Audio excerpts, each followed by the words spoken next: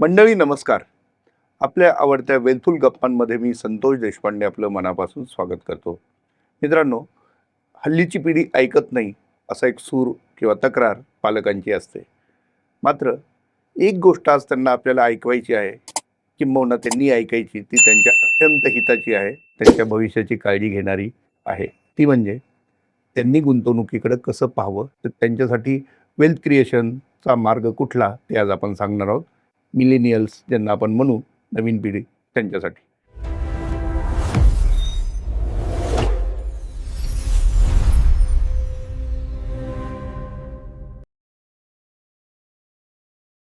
Wealthful Gappa is for educational and awareness purposes only. Participants in this episode are Sandeep Bhushetti, a guest is SCBI registered professional mutual fund distributor ARN 13515, and the host is Mr. Santosh Deshpande, who is not registered as advisor or professional with SCBI. No buy or sell recommendations are made. Investing in the market involves risk. Please consult your own financial advisor before making any investment decisions. आणि त्यासाठी मी बोलतो करतो आहे आपले मार्गदर्शक संदीप भूशेट्टी यांना. Sir नमस्कार. नमस्कार. मिलेनियल्स, खरंय. आता ही पिढी ज्यांनी आता नुकतीच अर्थार्जनाची सुरुवात केलेली आहे, बरोबर. अशी पिढी ज्यांचं स्वतंत्र ज्यांचं व्यक्तिमत्व स्वतंत्र आहे, ज्यांची विजन वेगळी आहे, अशी ही पिढी आहे. मतं ठाम आहेत अशी ही पिढी आहे. त्यांना आज आपण वेल्थ क्रिएशनचा सल्ला देणार आहोत, किंबहुना त्याचा मार्ग दाखवणार आहोत. हे सगळं सुरू करताना मला पहिला प्रश्न तुम्हाला सर असा विचारायचा आहे की या पिढीपुढची आव्हानं कुठली आहेत, ती कसं पाहता तुम्ही त्याच्याकडे? ही पिढी सर आपल्यापेक्षा वेगळा विचार करते, हे मात्र म्हणजे 100% खरं आहे. ह्या पिढीकडं बघण्याचा जो दृष्टिकोन आहे समाजाकडे किंवा आपल्या स्वतःच्या आयुष्याकडे, हा थोडासा आपल्यापेक्षा वेगळा आहे. ह्या पिढीला खूप काही गोष्टी करायच्या आहेत, पण त्यांच्याकडे वेळ फार कमी आहे. आणि जे काही आपण अर्थार्जन करतोय किंवा इथून पुढच्या काळामध्ये मला ज्या काही अर्थार्जनासाठी ज्या काही संधी मिळणार आहेत, त्या संधी मला अशा पद्धतीने घ्यायच्या आहेत की जेणेकरून माझ्याकडे असणारा जो काही माझा काळ आहे, जो काही कामाचा वेळ आहे, तो कमीत कमी वेळात जास्तीत जास्त मी कसा माझा वेल्थ क्रिएट करू. आणि मला क्विक सगळ्या गोष्टी हव्यात. मला पटकिनी माझी वेल्थ क्रिएट करायची, मला ती वेल्थ पटकिनी खर्च पण करायची आहे. आणि हे करत असताना मला माझ्या सगळ्या हॉबीज पण सांभाळायच्या आहेत. मला माझ्या स्वतःसाठीचा वेळ पण द्यायचा आहे. मला माझ्या परिवारासाठी, मित्रपरिवारासाठी वेळ द्यायचा आहे. आणि मला आयुष्य खूप छान जगायचं आहे. साधारणपणे असा थॉट प्रोसेस आत्ताच्या पिढीकडे आहे. या ठिकाणी मी अजून एक मुद्दा सांगू इच्छितो सर. ह्या पिढीकडे कष्ट करण्याची नक्कीच तयारी आहे. ह्यांच्याकडे नॉलेज आपल्यापेक्षाही बेटर लेवलचं नॉलेज आहे. कारण आत्ताची पिढी ही अत्यंत शार्प विचाराने काम करणारी आहे. यांच्याकडे अत्यंत चांगला इन्फॉर्मेशन सोर्स आहे. कारण आता हे जमाना आपला जो आहे तो AIचा जमाना आहे. त्यामुळे यांना अत्यंत कमी वेळामध्ये अत्यंत मोठी माहिती आणि खूप मोठं ज्ञानाचं सागर यांच्यासमोर येऊन पडलेलं आहे. कदाचित तुम्हाला आणि मला, आपण जेव्हा त्या वयात होतो त्यावेळेस आपल्याला प्रत्येक गोष्ट शोधावी लागायची. प्रत्येक गोष्टीसाठी आपल्याला वाचन करावं लागायचं. प्रत्येक गोष्टींसाठी आपल्याला वेगवेगळ्या लोकांना भेटावं लागत होतं. ह्या पिढीला ते करायची गरजच नाही. हा AI जो आहे ना, ह्या पिढीला पटकिनी सगळ्या गोष्टी त्यांच्यासमोर आणून देतोय. त्यामुळे ह्यांची कामाची वेग आणि कामाचा पद्धत ही संपूर्ण बदललेलं आहे. आता हे करत असताना ही पैसेही खूप छान कमवत आहेत. आता हे पैसे खूप चांगले कमवत असताना ह्यांचा जीवनाकडे बघण्याचा दृष्टिकोन आणि त्यासाठी एक चांगलं आयुष्य जगण्यासाठी लागणारे सगळे साधनं गोळा करण्यासाठी जो काही खर्च करायचे ते सढळ हाताने खर्च करतात. सर मला तुम्हाला सांगावंच वाटतं सर, तुम्ही आणि मी ज्या वयामध्ये वयाच्या 20व्या-22व्या वर्षी होतो, तुम्ही आठवा आपले ड्रीम्स काय होते. साधारणपणे मला एखादी चांगली नोकरी मिळावी किंवा मी एखाद्या व्यवसायात जर सुरू करणार असेल माझं आयुष्य, त्या ठिकाणी माझा चांगला जम बसावा. त्यातनं जे काही मी पैसे कमवीन, त्या कमवलेल्या पैशातनं आपल्या प्रत्येकाचं एक ड्रीम असायचं की एक छोटंसं घर आपण आपलं घेता आलं तर खूप छान. आलं तर माझ्याकडे जी काही आता साधनं आहेत वाहनाची, त्याच्यात मला अपग्रेडेशन करता येईल का. मी स्वतः सांगतो सर, माझं कॉलेजचं संपूर्ण शिक्षण मी सायकलीवर केलेलं आहे. त्यावेळेस माझ्या पुढे पहिलं ड्रीम होतं का मला एखादी छोटीशी बजाजची गाडी घेता येईल का, टू व्हीलर, येणाऱ्या काही वर्षांमध्ये. अशी आपली छोटी छोटी ड्रीम्स होती सर. बरं. आजच्या मुलांना म्हणजे पहिला पगार येतानाच त्या हार्ली डेव्हिल्सनची स्वप्न पडतात. मला BMWचा कसा हप्ता मॅनेज करता येईल आणि मी BMW आज घेऊ शकतो का, किंवा मला मर्सिडीजचं जे लेटेस्ट व्हर्जन आलं आहे ते घ्यायचं आहे, iPhone 70 प्रोचा किंवा 18चा मला कसा प्लॅन करता येईल. ह्या मुलांच्या स्वप्नांकडं बघताना असं वाटतं की थोडंसं ही पिढी जी आहे ना, ही जगण्याकडे वेगळ्या अँगलनी पाहते आणि जगण्याकडे पाहत असताना थोडंसं गुंतवणुकीकडेही त्यांचा बघण्याचा दृष्टिकोन बदलतोय. आणि आता तुम्ही मेन्शन केलं म्हणून आपण एक फिक्स स्ट्रक्चरमध्ये विचार केलेला आहे बरोबर. की बाबा नोकरी लागली किंवा काय वयाच्या 50व्या वर्षापर्यंत मी काम करेन, 55व्या वर्षी रिटायरमेंटचा विचार करेन, विचार कर नाही का? आणि मग 60व्या वर्षी कदाचित रिटायरमेंट. हा घर बांधेन, श्रमसाफल्य लिहिल वगैरे. पण रिटायरमेंट हा विषय फार प्रायोरिटीवर कधीच नव्हता. नव्हता. ह्यांचं तसं नसावं. करेक्ट. ह्या पिढीकडे सर मी म्हटलं तसं की जीवनाकडे बघण्याचा दृष्टिकोनच वेगळा आहे. ही पिढी कुठेही 55, 60, 70 वर्षाच्याकडे पाहतच नाही आहे. ह्या पिढीला वयाच्या 40व्या वर्षी, 45व्या वर्षी स्वतःची रिटायरमेंट करायची आहे. म्हणजे काय, की मला त्यानंतर काम नाही करायचं. पैसे कमवण्यासाठी मला त्यानंतर काम नाही करायचं. पण मी माझं आयुष्य खूप छान जगणार. ज्या दिवशी मी कामातनं निवृत्त होईन, त्यानंतर मला अख्ख्या जगभरात फिरायचं आहे. मला अनेक सुखसुविधा असणाऱ्या साधनांकडे जायचं आहे आणि मुख्य म्हणजे मला स्वतःला वेळ द्यायचा आहे, माझ्या परिवाराला वेळ द्यायचा आहे, माझ्या मित्रपरिवाराला वेळ द्यायचा. ह्या त्यांच्या प्रायोरिटीज बनत चालल्या आहेत. पण माझा असा प्रश्न आहे सर, ह्या आजच्या पिढीला मी विचारू इच्छितो, ज्या पद्धतीची टेक्नॉलॉजी, ज्या पद्धतीचं तंत्रज्ञान आता येऊ घातलेलं आहे आणि त्यामुळे आपलं आयुर्मान खूप वाढत चाललं आहे. म्हणजे काय, मला नक्की सांगतो सर, येणारी जी ही वय वर्ष 20 ते 22 वर्षापासून साधारणपणे 40 वर्षाची जी पिढी आता ज्याच्याबद्दल आपण बोलतोय, ही पिढी नक्कीच कमीत कमी 80 ते 90 वर्ष जगणार आहे. आणि 80 ते 90 वर्ष जर आयुर्मान तुमचं प्रत्येकाचं असणार आहे, तर आणि आपल्या डोक्यात विचार असा असेल की वयाच्या 40व्या वर्षी किंवा 45व्या वर्षी मी कामातनं निवृत्त होणार असेल, तर आपल्याकडे पुढची 40 वर्ष शिल्लक आहेत. या पुढच्या 40 वर्षात आपल्याला काम नाही करायचं आहे. मग त्याही काळामध्ये आपल्याला लक्झरी लाईफ जगायचं आहे. अत्यंत सुखवस्तू जीवन जगायचं आहे. ह्या सुखवस्तू जीवनासाठी लागणारा जो पैसा आहे, तो 1-2 दिवसाचा नाही आहे, 40 ते 45 वर्षाचा पैसा आपण आणणार कसे आहोत? आणि ह्या आत्ताच्या पिढीकडे समजा आज मी ज्याबद्दल बोलतोय, ती व्यक्ती किंवा तो मुलगा किंवा ती मुलगी वयाच्या 25व्या वर्षी आज आपला पॉडकास्ट ऐकतीये, तिच्या हातामध्ये फक्त 20 वर्ष आहेत. ह्या 20 वर्षात पुढच्या 65 वर्षाचा पैसा किंवा 60 वर्षाचा पैसा ते निर्माण करू शकतात का? हा एक प्रश्न सगळ्या या पिढीने स्वतःला विचारण्याची गरज आहे. दुसरं, आत्ताच्या पिढीकडे सर लाँग टर्म दृष्टिकोन थोडासा वेगळा आहे. ह्या मुलांना अक्षरशः हा मोठा पैसा उभा तर नक्की करायचा आहे, परंतु त्यांना हा पैसा फार कमी वेळात उभा करायचा.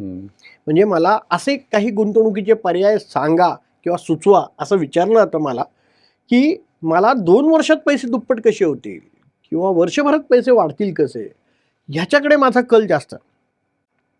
आणि ह्या पिढीकडे सर एक खूप छान आणखीन एक गुंतवणूक पर्याय आला आहे, तो म्हणजे क्रिप्टोकरन्सी.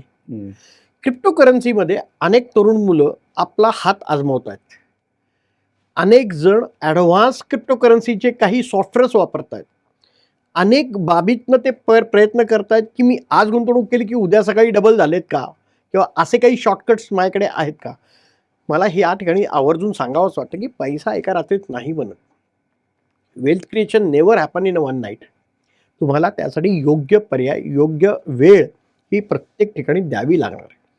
ह्यामुळे तुम्ही पैसा मोठा विचार करताय की मोठा कमवायचा आहे, पण हे करत असताना आपल्याकडे जर वेळ नसेल आणि योग्य पर्यायाची निवड करण्याची क्षमता नसेल, तर कदाचित ह्याच्यात सगळा गोंधळ निर्माण होऊ शकतो. त्यामुळे काही जुन्या जाणकार व्यक्तींसारखा विचार नक्की करावा, की किमान जर 20 वर्ष तुमच्याकडे आहेत, तर गुंतवणुकीमध्ये पण तुम्ही किमान 20 वर्ष राहा. तुम्ही आता ही उलगड खूप छान करून सांगितली. एक महत्त्वाची गोष्ट मला तुम्हाला इथे सांगायची आहे, ती म्हणजे आपण कुठलीही गुंतवणूक जेव्हा करतो, तुम्ही नेहमीच सांगता की तुमचं उद्दिष्ट जे आहे ते शॉर्ट टर्म आहे का लाँग टर्म आहे खरं ते आहे. डिफाईन केलं पाहिजे आणि त्यानुसार करेक्ट. करायचं. आता जर या पिढीला आपलं शॉर्ट टर्म उद्दिष्ट कुठलं आहे, हं. टार्गेट, आणि लॉंग टर्म कुठला आहे, खरं. ह्याची जर कल्पना नसेल तर काय करायचं? म्हणूनच आपण पुन्हा बेसिक्स ऑफ इन्व्हेस्टमेंटवरती येतो, बेसिक्स ऑफ फायनान्शियल प्लॅनिंगवरती येतो. आम्ही नेहमी म्हणतो की पर्सनल फायनान्शियल प्लॅन म्हणजे काय, की तो एक व्यक्ती जो आहे तो युनिक आहे आणि तो युनिक व्यक्ती त्याच्यासाठी निर्माण केलेला प्लॅन सुद्धा युनिक आहे. म्हणजे एका व्यक्तीचा प्लॅन दुसऱ्याला अप्लाय होईल होऊ असं शकतच नाही सर. कॉपी पेस्ट जर करण्याचा प्रयत्न कोणी करत असेल, इंटरनेटवरती आपल्याला AI एखाद्या प्लॅनबद्दल सांगत असेल, तर नक्की इथे तपासण्याची गरज आहे की AIने दिलेला जो प्रॉम्प्ट आहे त्या प्रॉम्प्टनुसार तयार केलेला प्लॅन आहे, पण तो प्रॉम्प्ट जो दिला आहे तो बरोबर आहे का, तो आपल्या जीवनशैलीला लागू होतोय का. AI जे ॲझ्युम करतोय की या व्यक्तीचा रिस्क घेण्याचा कॅपॅसिटी जी आहे त्यानुसार तो एक ढोबळ आराखडा मांडतोय, पण कदाचित मी खूप ॲग्रेसिव्ह आहे. हम्म. बाय नेचर माझी जोखीम घेण्याची तयारी जास्त आहे, तर कदाचित तो प्लॅन मला लागू होणार नाही. किंबहुना मी उलटं म्हणतो की मला पैसे तर खूप कमवायचे आहेत, पण माझी जोखीम घेण्याची काहीच तयारी नाही. मग तो प्लॅन मला लागू होतो का, हे कुठेतरी तपासलं पाहिजे. आणि मगाशी तुम्ही जो आता उल्लेख केला की उद्दिष्टांप्रमाणे गुंतवणूक करणं गरजेचं आहे आणि उद्दिष्टांसाठी लागणारा वेळ आपण आयडेंटिफाय करणं गरजेचं आहे. आणि आपण त्याला बास्केट इन्व्हेस्टिंग म्हणतो. म्हणजे एक बास्केट छोट्या वेळासाठी, एक बास्केट मध्यम वेळासाठी आणि एक बास्केट दीर्घकालीन वेळासाठी. मुळात ही डेफिनेशन डिफाईन करणं हे प्रत्येक मिलेनियरची गरज आहे की माझा शॉर्ट टर्म काय, माझा मीडियम टर्म काय आणि माझा लॉंग टर्म काय. माझी उद्दिष्ट ह्या तिन्ही बास्केटमध्ये कुठे आहेत. मला घर घ्यायचं आहे वयाच्या, म्हणजे आजपासून 15व्या वर्षानंतर घर घ्यायचं आहे का आजपासून 5 महिन्यांनी घर घ्यायचं आहे, त्याप्रमाणे तुमचं उद्दिष्ट त्या बास्केटमध्ये जाईल. मला गाडी घ्यायची आहे, मला आजपासून 10 वर्षांनी गाडी घ्यायची आहे का मला गाडी आजपासून 1 महिन्यानी गाडी घ्यायची आहे, ह्यानुसार ती त्याचं उद्दिष्ट त्या बकेटमध्ये जाणार आहे. हे सगळं करत असताना आणखीन एक मला जो धोका जाणवतोय, हे जे मिलेनियर्स आहेत ना सर, हे मिलेनियर्स आता खूप छान पैसे कमवत आहेत. ह्या मुलांना अतिशय चांगल्या पद्धतीचं शिक्षण मिळालेलं आहे. ह्या शिक्षणाच्या जोरावर यांना मिळालेल्या नोकऱ्या ह्या अत्यंत चांगला पगार देणाऱ्या नोकऱ्या आहेत. आज माझ्या खिशामध्ये पैसा जो खुळखुळतोय त्या जोरावर मी खूप मोठे लोन्स ॲझ्युम करून चाललोय की मला घरासाठी कर्ज काढायचं आहे, कारण मला मोठं घर घ्यायचं आहे, मला मोठी गाडी घ्यायची आहे, त्यासाठी पण मी कर्ज काढणार. मला iPhone 17, 18 घ्यायचा आहे, मला त्यासाठी पण कर्ज हवं आहे. मला आणखीन छोट्या मोठ्या गोष्टी आहेत, त्यासाठी मी क्रेडिट कार्ड वापरतोय, तेही एक प्रकारचं कर्ज आहे. बरोबर. मग मिलेनियल्सला मला हा प्रश्न विचारायचा आहे की सगळे तुमचे आराखडे, तुमचे सगळे प्लॅन हे कर्जाच्या जोरावरतीच चाललेत का, आणि कर्ज हे आपल्याला झेपणार आहे का. आपण आत्ता जागतिक पातळीवर होत असलेली अनिश्चितता, त्यामुळे निर्माण झालेल्या व्यवसायातली अनिश्चितता, अनेक नोकऱ्यांमध्ये निर्माण झालेली चढ उतार हे पाहता, म्हणजे मी तुम्हाला मागच्या एपिसोडमध्ये असं म्हटलं होतं की अनेक ठिकाणी नोकरींमध्ये कपात होती, अनेक इन्फॉर्मेशन टेक्नॉलॉजीच्या कंपन्यांमध्ये अनेक लोकांना काढलं जात आहे. म्हणजे माझ्या नोकरीची शाश्वती आजपासून पुढच्या महिन्याभरात, पुढच्या वर्षभरात राहील असं कोणी छातीठोकपणे सांगू शकत नाही. असं असताना जर मी माझ्या येणाऱ्या पगारावरती 50%, 60% कर्ज रूपाने मी वस्तू खरेदी करतोय, वेगवेगळे घर असेल, गाडी असेल, वेगवेगळ्या इलेक्ट्रॉनिक वस्तू असतील, माझी जीवनशैलीवरती मी जो खर्च करतोय तो क्रेडिट कार्डनी करतोय, या सगळ्याचा बारीक विचार मिलेनियरनी करणं गरजेचं आहे. कारण जर उद्या आपण जो आपला इन्कम सोर्स आहे तो इन्कम सोर्स अचानक जर बंद पडला आणि पर्यायी इन्कम सोर्स निर्माण होण्यासाठी वेळ लागणार असेल, हे सगळे हप्ते जे आपल्याला लागलेत ना, हे भरायचे कसे, हा एक खूप मोठा धोका या मिलेनियर या पिढीपुढे आहे. ह्याचा विचार कदाचित ही पिढी करताना दिसत नाही आहे. म्हणून मला आज या पॉडकास्टच्या निमित्ताने सांगावं असं वाटतंय की मिलेनियर्सनी पहिल्यांदा बाकी काही करायचं असेल ते करा, अन्यथा नाही केलं तरी चालेल, परंतु सगळ्यात महत्त्वाचं इमर्जन्सी फंड क्रिएट करणं हे गरजेचं आहे. कारण तुमच्या जीवनामध्ये अनिश्चितता आपल्या काळापेक्षा जास्त आहे आणि त्यामुळे जर अचानक आपल्या आयुष्यामध्ये काही चढ उतार आर्थिकदृष्ट्या होणार असतील कुठल्याही कारणाने, जॉब जाणे, व्यवसाय बंद पडणे, तर आपल्याकडे किमान 12 महिने ते 24 महिन्याचा बॅकअप पाहिजे आणि तो स्वतःचा हवा. त्याच्यासाठी पुन्हा कर्ज काढण्याची गरज नाही. सो मिलेनियरला माझा हा सल्ला आहे की पहिल्यांदा तुम्ही जसा पैसा कमवत आहे तो पैसा कमवत असताना तुम्ही पहिल्यांदा या इमर्जन्सी फंडचं प्लॅनिंग करा आणि मग इथून पुढच्या काळातल्या उद्दिष्टांसाठी त्या वस्तू खरेदी करण्यासाठी याचं प्लॅनिंग करा. जर खरंच तुमच्याकडे 20च वर्ष शिल्लक आहेत कामाची, कारण तुम्हाला वयाच्या 45व्या वर्षी, वयाच्या 40व्या वर्षी किंवा फार फार तर वयाच्या 50व्या वर्षी रिटायरमेंट घ्यायची आहे, तर रिटायरमेंट नंतरच्या काळाचं ही प्लॅनिंग आत्ता काम करताना करणं गरजेचं आहे. तो पैसा स्वतःचा स्वतः उभा करणं गरजेचं आहे. आपल्या परिवाराचं काय डेफिनेशन आहे हे आपल्याला ठरवणं गरजेचं आहे. सर, आपल्या काळामध्ये या विषयावरती खूप सखोल चर्चा होत नव्हती आणि आपले खर्च तसे आटोक्यात होते. त्यामुळं आपलं उत्पन्न जरी फार मोठं नसलं तरी आपलं तरुण गेलंय. बरोबर. आपल्या घरातल्या ज्या सोबत असणाऱ्या व्यक्ती आहेत, त्यामध्ये मी आपल्या धर्मपत्नीला याच्यामध्ये समोर धरीन, आपल्या मुलांनाही आपल्याला याच्यामध्ये धरता येईल, आपल्या आई वडिलांनाही आपल्याला याच्यामध्ये धरता येईल. फार मोठ्या अपेक्षा आपल्या पिढीकडे नव्हत्या. त्यामुळं आपण आपल्या उत्पन्नामध्ये, म्हणजे आपल्या मराठीत एक जी म्हण आहे की अंथरूण पाहून आम्ही पाय पसरत होतो, ही डेफिनेशन आपल्या पिढीने केलेली आहे. परंतु आत्ताच्या मुलांना पहिल्यांदा ते म्हणतात की माझं अंथरूण कसं मोठं होईल ते पहिला मी बघतो, पाय कसे पसरायचे ते नंतर बघू, पण मला अंथरूण मोठं पाहिजे, ते 6 फुटाचं अंथरूण पाहिजे, 6.5 फुटाचं अंथरूण पाहिजे. त्यासाठी मी आत्ता लगेच पहिल्यांदा कर्ज काढतो आणि ते अंथरूण विकत घेतो आणि मग निवांत मी पाय पसरून झोपतो. हे जे अंथरूण आहे ना ते कर्जावर आलेलं आहे आणि त्या कर्जावरचं आलेले अंथरूण असे पाय पसरवणं म्हणजे अपायकारक आहे. अपायकारक आहेत. तर त्यामुळे ह्या बाबीकडे लक्ष देणं गरजेचं आहे. कर्ज घेणं हे वाईट नाही आहे. तुमच्या अपेक्षा, उद्दिष्ट ही तुम्ही नक्कीच पूर्ण केली पाहिजे. त्यासाठीच आपण एवढं शिक्षण घेतलंय, एवढ्या मोठ्या प्रमाणामध्ये आपण कष्टाचं प्रयोजन करतोय.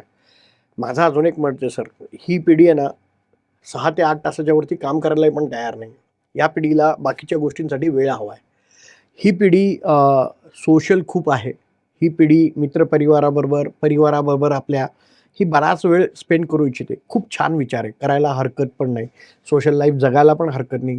पण मी पुन्हा मूळ विषयावर येतोय की या पिढीने पैसे कमवताना पैशाकडेही लक्ष देणं गरजेचं आहे. पैशाचा योग्य वापर करणं त्यांनी गरजेचं आहे. आणि मगाशी मी म्हटलं तसं इमर्जन्सी फंड हा प्रत्येकाने आहे का नाही हे तपासण्याची गरजेचं आहे. सर, आपल्या काळामध्ये एवढे ॲक्सिडेंट आपल्या आयुष्यात होत नसतील तेवढे ॲक्सिडेंट ह्यांच्या आयुष्यात घडतात, कारण ह्यांची विचारसरणी दर काही महिन्यांमध्ये किंवा दिवसांमध्ये बदलते. आज जे विचार करतात ते कदाचित ही लोक त्याच विचारावर पुढचे महिन्याभर तरी टिकतील का, असा कुठेतरी भ्रम निर्माण होतो. मग असं जर चंचलपणा विचारांमध्ये जर असेल, इन्व्हेस्टमेंट कशी करावी, सेव्हिंग कसं करावी? अगदी खूप छान प्रश्न आहे हा. तर मिलेनियरसाठी मला असं सांगावंसं वाटतंय की इन्व्हेस्टमेंट प्लॅन हे खूप महत्त्वाचे. आपल्याला जेवढं समजतंय, AI तुम्हाला जेवढं समजून सांगायचा प्रयत्न करतोय ते मुळात आपल्याला खरंच समजतंय का हे तपासा. समजल्यानंतर त्यातली आर्थिक शिस्त कशी आपल्याला पाळायची आहे हे पहिल्यांदा समजून घ्या. हे करत असताना आपल्याला जर काही गोष्टींची अडचण येत असेल, काही समजत नसेल, तर निश्चितपणे मिलियनियर्सनी म्हणजे घाबरता एखाद्या चांगल्या आर्थिक सल्लागाराची मदत घेणं गरजेचं आहे. आजकाल काय झालंय सर, कुठल्याही मला प्रश्न पडला की मी AI मध्ये टाकतो, ह्याचं उत्तर काय, तर AI त्याच्या पद्धतीने जसा प्रॉम्प्ट टाकताय तसं त्याचं उत्तर येतं आणि मला जे कॉम्प्युटरने उत्तर दिले तेच माझ्यासाठी योग्य, असा एक ग्रह या पिढीचा होत चाललाय. माझं असं मत आहे की अनुभवाला तितकंच महत्त्व आहे. आपण असं उगच म्हणत नाही सर उन्हाळे पावसाळे पाहिलेत. ते उन्हाळे पावसाळे कशाचे असतात तर ते अनुभवाचे असतात. म्हणजे काय की उन्हाळ्यात जो चटका बसतो त्यात आपल्याला काय स्वतःला प्रोटेक्ट करण्यासाठी करायचंय याचा विचार आपण करत असतो. पावसाळ्यात त्या पावसामध्ये भिजायचं नाहीये आणि स्वतःला प्रोटेक्ट करायचं, त्यासाठी आपल्याला काय करायचं याच्यावर आपण विचार करत असतो. म्हणून ही फ्रेज वापरली जाते. अनेक उन्हाळे पावसाळे मी पाहिलेत. मला असं वाटतं की ह्या अनुभवी लोकांचाही सल्ला घ्यायला काही हरकत नाही. तुम्हाला निर्णय काय करायचे हे तुम्ही एवढे सुज्ञ आहात, परंतु दीर्घकालीन गुंतवणुकीमधनंच दीर्घकालीन वेल्थ क्रिएट होते आणि मग पुढचे 40 वर्ष जे तुम्हाला आराम करायचा आहे रिटायरमेंट नंतर, त्यासाठी तुम्हाला आजपासून सिरियस एफर्ट टाकायला लागतील. सर, तुमच्या माझ्या काळामध्ये आपण 8 तास नव्हे 12-12, 14-14 तास सगळ्या पिढीने आपल्या काम केलेलं आहे. परंतु जर आजची पिढी ज्याच्यासाठी हा पॉडकास्ट आपण करतोय, ती जर केवळ 8 तासच काम करणार असेल, तर 8 तासात माझा असा सल्ला आहे, की तुम्ही इतकं स्मार्ट काम करा, की ते इक्विव्हॅलंट टू 14 तास असेल आणि त्यातनं तेवढा पैसा किंवा अर्थार्जन करण्याचा प्रयत्न नक्की करा, जो तुम्हाला रिटायरमेंटसाठी कामाला येईल. बरोबर. थोडक्यात क्रेडिट कार्ड किंवा कुठल्याही लोनच्या ट्रॅपमध्ये न अडकता आपल्या थोड्याशा चंचल वृत्तीला मुरड घालत इन्व्हेस्टमेंटकडं सिरियसली पाहिलं पाहिजे, तरच तुमची जी स्वप्न आहेत ती साकार होऊ शकतात, सहजपणे होऊ शकतात, असं तर संदीप सरांनी सांगितलं. सर, आता सगळ्यात महत्त्वाचा प्रश्न, मिलेनियल्सनी त्यांचं गुंतवणुकीचं प्लॅनिंग कसं करायचं, काही महत्त्वाच्या टिप्स?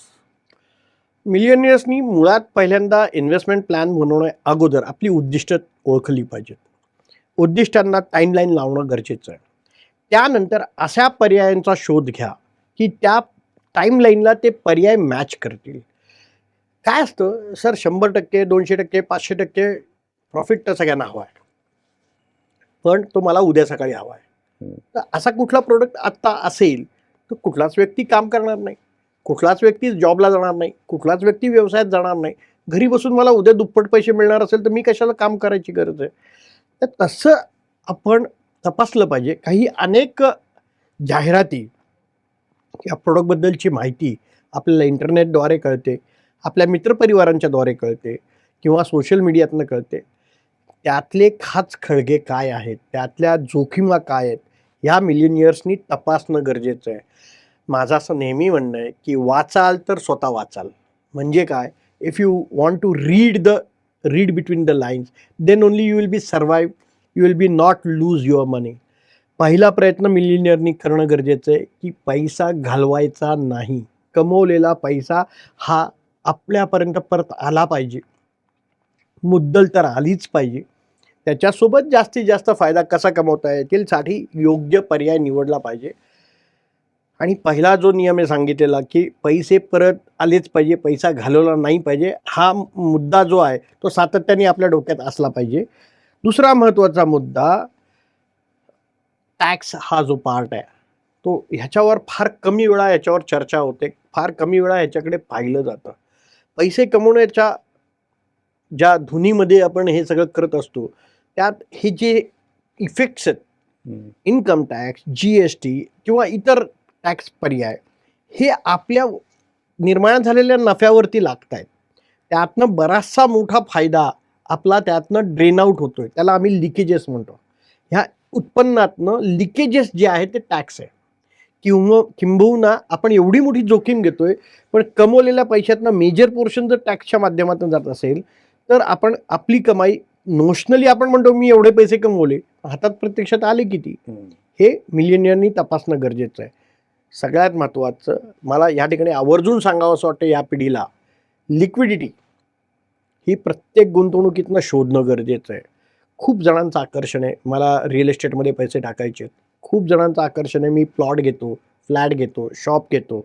आणि बघा ना, पलीकडच्या सोसायटीत मी फ्लॅट घेतला होता माझ्या मित्रांनी, त्याचा 3 वर्षात पैसे इतके वाढले, तर मी पण घेतो.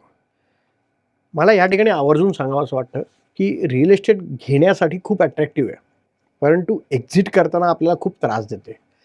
आपण एक्झिटचे जे आत्तापर्यंतचे अनुभव आहेत आपल्या मित्रपरिवारातले, आपल्या नातेवाईकांचे, हे नक्की ऐका की ज्या वेळेस पैशाची गरज होती त्याच वेळेस मला पैसे मिळालेत का आणि त्याच भावात पैसे मिळालेत का. हे जर टाळायचं असेल, आत्ताची पिढी खरंच स्मार्ट आहे. मी असं म्हणेन, तुमचे आमचे ड्रीम्स होते की मोठं घर विकत घेऊ, ही मुलं आत्ताची ती विचार करतात की मी मोठं घरात नक्की जाईन, पण मी भाड्याने जाईन, मी विकत घेण्याच्या भानगडीतच पडणार नाही.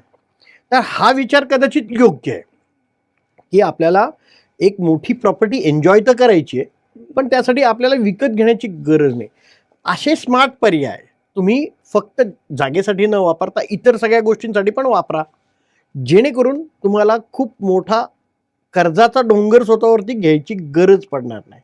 उदाहरणार्थ, आज पुण्यामध्ये कुठेही चांगल्या एखाद्या लोकॅलिटीमध्ये 4 BHKचा फ्लॅट घ्यायचा आहे, तर कमीत कमी 4-5 कोटी रुपयाची रक्कम आज लागणार आहे. आणि ती रक्कम जर माझ्याकडे आज उपलब्ध नाही आहे, तर त्यासाठी मला 4-5 कोटीचं कर्जही काढावं लागणार आहे आणि त्यासाठी मला दर महिन्याला हप्तेही भरायला लागणार. त्यापेक्षा त्या 4-5 कोटीच्या फ्लॅटमध्ये मी भाड्याने राहायला गेलो, जोपर्यंत माझं उत्पन्न चालू आहे तोपर्यंत त्या भाड्याच्या घरात मी राहीन. ज्या दिवशी मला असं वाटतं की या उत्पन्नातनं मला हे झेपत नाही, मी आणखीन दुसऱ्या छोट्या घरामध्ये शिफ्ट होईन. बरोबर. त्या केसमध्ये तुम्हाला कर्जाचे हप्ते राहणार नाहीत. सगळ्यात महत्त्वाचं की त्यात ठीक आहे ॲसेट्स क्रिएट नाही होते, पण तुम्हाला ती प्रॉपर्टी एन्जॉय करायला मिळते. आज तुम्हाला अनेक व्यवसायाच्या नोकरीच्या संधी देशामध्ये मिळत आहेत, वेगवेगळ्या शहरांमध्ये मिळत आहेत. काही हुशार मुलांना परदेशात संधी मिळत आहेत. मग तुम्हाला पुण्यामध्येच फ्लॅट घेऊन राहण्याची गरज नाही. उद्या जर तुम्हाला दिल्लीमध्ये संधी मिळाली, बँगलोरला संधी मिळाली, हैदराबादला संधी मिळाली किंवा न्यूयॉर्कमध्ये संधी मिळाली, तुम्ही पटकिनी ह्या भाड्याच्या घराला विराम देऊन टाटा बाय बाय करून तुम्ही पटकिनी तुमचं फॅमिली घेऊन तुम्ही फ्लाय करू शकताय. त्या ठिकाणी नवीन घरामध्ये तुम्ही शिफ्ट होऊ शकता. त्या केसमध्ये इथे रिअल इस्टेटमध्ये पैसे अडकून ठेवण्यात लायबिलिटी राहत नाही. Same thing about cars. अनेक लोकांना आज मर्सिडीज BMW घेण्याचं स्वप्न आहे आणि हे काही चुकीचं स्वप्न नाही. पण मर्सिडीज BMW सारख्या गाड्यासुद्धा आज भाड्याने मिळतात, रेंटल मिळतात. जर तुम्हाला असं वाटतंय की मला आज 2-5 कोटी रुपयाची गाडी विकत घेण्यासाठी कर्ज काढून मी गाडी घेतोय, केवळ का तर ही माझी गाडी आहे सांगण्यासाठी, तुम्हाला गाडी एन्जॉय करायची आहे ना, एक उबर ओला बुक करा. आज ओला उबरवरती सुद्धा लक्झरी कार मिळतात किंवा अनेक इतर ॲप्स आपल्याकडे आहेत की ज्यातनं लक्झरी कार रेंटल्स मिळतात. You can enjoy that, pay the rent and enjoy the vehicle. आज तुम्हाला गाडी पार्क करण्याची गरज नाही. कुठे ती रस्त्यावर सोडली, त्याला काही ॲक्सिडेंट झाला ही भीती राहिलेली नाही. त्या गाडीचं मेंटेनन्स तुम्हाला बघायचा नाही, ड्रायव्हरचा पगार द्यायचा नाही आहे सर. इतक्या फॅसिलिटीज आज तुम्हाला रेंटलवरती मिळतात. Why not to explore that. या ठिकाणी स्वतः गाडी चालवायची असेल तरी देखील तशी सुविधा आहे. आपल्याला ती सुविधा आहे. अनेक घरांमध्ये मी आता विचार करताना पाहतोय सर, काही मिलेनियर्स माझ्या आत्ता संपर्कात आहेत. ह्यांचा तर इथपर्यंत विचार चालला आहे की मला घरात किचनसुद्धा नको आहे. I don't want to create a food and I want to not interested to create that food and eat that food, कारण माझ्याकडे वेळच नाही आहे. मग मी अशा फास्ट फूडच्या चेन्सला कनेक्टेड आहे की जिथे मला जो हवा तो पदार्थ 24 तास, दिवसातील 24 तास मला तो पदार्थ हव्या त्या मिनिटाला घरी येतो.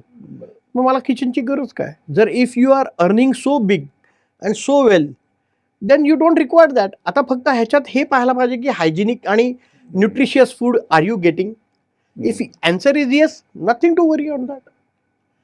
अशा पद्धतीने जर तुम्ही स्मार्ट प्लॅनिंग करत असाल आणि त्यातनं तुम्ही स्वतःचं जीवनशैली पण मेंटेन करताय आणि 2 पैसे बाजूला पाडताय, ह्याच्यासाठी एक फॉर्म्युला आहे सर, 50-30-20चा फॉर्म्युला मी पुन्हा एकदा आज आपल्या मिलेनियर पिढीला देतोय. तुमचं जे काही पण उत्पन्न आहे त्याचा 50% भाग हा तुमच्या दैनंदिन खर्चांसाठी वापरा. मग त्यात सगळ्या प्रकारचे EMI आले, सर्व प्रकारची रेंटल्स आली, सर्व प्रकारचा घरातील फॅमिली खर्च आला, तो 50% तुमचा भागला पाहिजे. 30% तुम्ही स्वतःच्या एंटरटेनमेंटला, स्वतःच्या हौशेला आणि स्वतःच्या फॅमिलीवरती थोडा एक्स्ट्रा आपण लक्झरी लाईफ जगण्याचा जो प्रयत्न करतो त्यासाठी द्या. राहिलेले 20% मात्र कंपल्सरी आपल्या भविष्यासाठी तुम्ही बाजूला पाडले पाहिजे आणि तेही योग्य प्रोडक्ट्समध्ये टाकले पाहिजे.